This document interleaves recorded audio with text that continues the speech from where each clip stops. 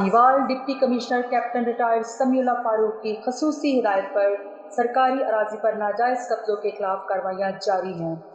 SDO पैराफोर्स Numan कैसर की निगरानी में पैराफोर्स और महकमा रेवेन्यू ने अड्डा गैम्बर के मकाम पर मुश्तरका ऑपरेशन करते हुए 96 कनाल 13 मरला सरकारी अराजी वागजार करवा ली।